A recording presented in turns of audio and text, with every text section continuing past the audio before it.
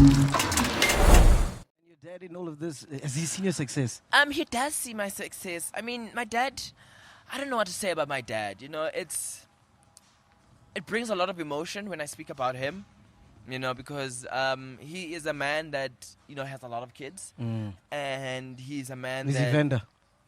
No, he's Zulu. You know, a story about my dad. Yeah. My dad was a very generous man, you know. I got like 7 stepmothers. Wow! You know what I'm saying? It's 10 So bees. it's 10, yes. So, yeah, like, it's just...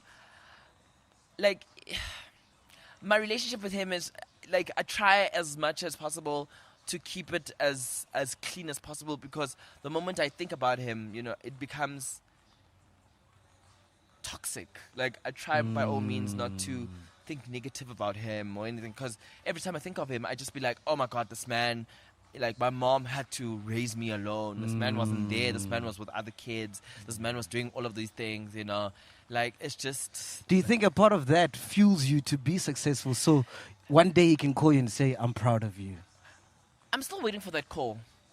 I'm still waiting for him to call me and be like, I'm proud of you. You know, I think for me that would mean the world to me.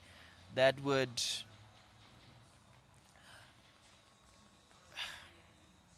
Yeah. I think, you know, growing up, we all need that. I think we all try to please our parents in some way without even realizing. True, and I really like my dad. To be honest, I really, really like him. Like, you know, there was a point in my life where I was just like, oh my god, I'm gonna call him every day. I'm gonna make it means to reach out. And I got so tired. I was like, oh my god, I'm checking on someone that doesn't want to check on me. Oh my god, get out of here. I'd rather check on my... I almost said my boyfriend. Plurals, I think, I didn't. So who would you say has been like a father figure for you growing up? My boyfriends. For real? Yeah. I always date older. Yeah? Because... So would you say you have daddy issues? See? See? No, I'm just asking. I think I do. Because... I have my shit together. I'd never date someone my age. I can't date someone my age. So I'm not your type, ne? You'll never be my type. You'll never. You're not my type. I'm not your type. Don't touch me.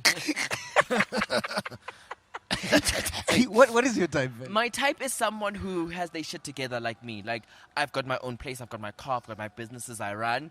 I've got responsibilities. Yeah. I need someone who can kind of step up to the game.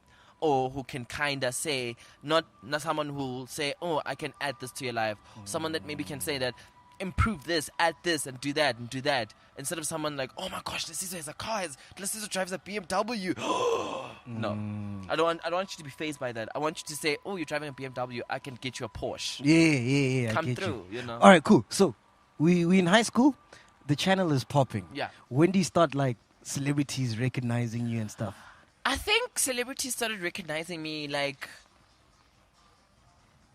when the XL Dumio popped, you know, that's when everyone was like, okay, who's this kid? And I started associating myself, started being at cool places, and people were like, I like your videos. Oh, you're that boy. I love your videos. Yeah. And I was like, okay, cool, I'm doing something great.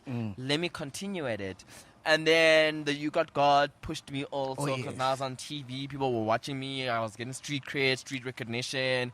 And I was like, okay, cool. That means I need to continue what I'm doing. But wasn't it crazy straight from high school into the industry? It is. It was crazy because straight from high school, I went from a full fridge to an empty fridge because now my mom is dead now. You know, there's no one now. Everybody, the relatives are gone. Everybody's gone. Now it's literally like... I'm sure they're back now. Honey, you leave. Yeah. You leave my life, you leave. Don't come back. It's like my bum hole. It's an exit only. Well, sometimes it's exit only entry. Depends on the situation. But bum holes were meant to exit. Yeah. There's nothing that comes in. There's somehow, you know. So that's how I treat things. If you exit, you exit. Yeah. When you come back, it depends on how you come back. Yeah. If you're masculine and hot and got muscles, then you can come in. And what's your relationship with Khanyi Mbau? Because I believe she's your cousin or something? Or what is she? Cousin? I don't know. That's what I'm asking. Where did you get your research from? What is she? She's my sister. She's your sister? Yes. So same Blood father? Sister. Yes. You kidding? I'm serious. You got the same father? Yeah. Different mothers? Yeah. I told you my daddy was...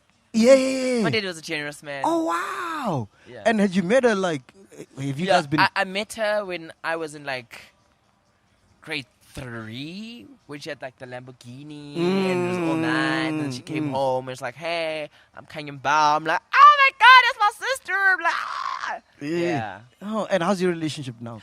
My relationship with my sister is the most tightest thing I've ever had. You know, I think it's... Oh, you see, we have to wrap up. All right, cool. My assistant's like, my relationship with Khanyi is like, I think the best relationship I've ever discovered in my life. You know, I have my sister Zonke, who I've grown up with, and that's the sister I know, and I was actually programmed to know. And when I discovered Khanyi as my sister and built my relationship with her, I think now we're 3 years into our relationship. And it has been like the best thing that has ever happened to my life. Wow. Yeah. And she's a great role model to look up to. She knows the industry She's a in and great out. role model to look up. I mean, she's been through the most. She's had her eras. She was the queen of bling. She became a TV presenter, talk show host, then became a mom. Yeah. And, you know, like, it's so great to see the evolution that she's becoming. And then what happened with you and Somizi? Because for me, you remind me of like a young Somizi. So what happened to Somizi and I mean, when I came into the game, Somizi was one of the people that I look up to. I don't even really looked up to, I still look up to him. So he was one of the people that reached out to me, and I saw him and he saw me. It's like, oh my gosh, again. It's like, I'm again. It's like, oh my gosh, I love you too. And then we had that bond, we had that vibe, and from there we took it off. I was even on his reality show. One episode I featured there. It was amazing. And then when we had that drift, I asked, because one morning I called him and he didn't answer my calls. Yeah. I texted him, he didn't text back. And I was like, what's going on? And then I started calling, because now I'm friends with his friends. And I started calling and asking him what's going on. And I'd ask around the streets, and people were like, no, apparently I'm trying to associate myself with him so I can become him. And then another apparently was Somizi was upset that the headlines that I had lied about the house. Remember that Santon, that I bought a house in Santon, what about a fish paste?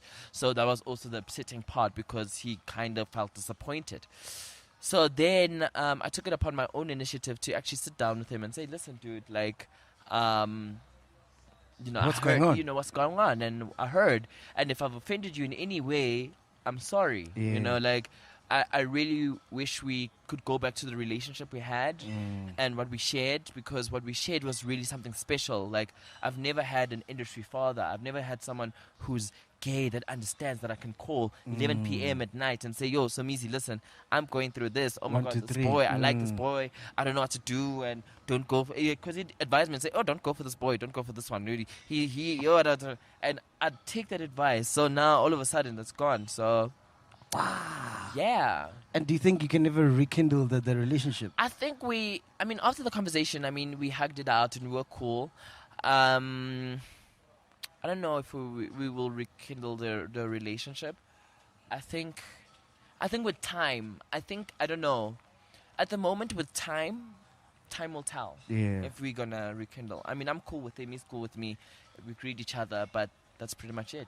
You got a strong personality, man. How do you handle like the negativity on Twitter? Because people always dragging you and always having you, you know, on social media. Twitter is a very dark place, eh? I'm a very emotional human being. I break down a lot. I cry a lot. When I cry, I go into a space, into a zone where when I come out of that space of crying or whatever, I'm here to fuck shit up. Yeah. That's when I come out, I'm like, let's fuck it up. Yeah. What is the last thing that made you cry? The last thing that made me cry, Benkowisha. Oh my God. I was go-wisharing because of this guy that... I love boys too much. You see my friend is like, abafana. So this boy, I hate being in one-way street relationships where I have to do all the running around. Where I have to call you, I have to do all of those. Like, I hate it.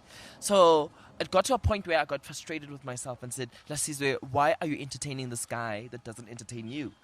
Is he famous, this guy? No, Okay. I don't date famous people. Oh, okay. Yeah, the only people I date, lawyers, doctors, I love doctors. Yeah. Doctors, Politicians? Politicians. Wow. Yeah, politicians. You dated a politician? I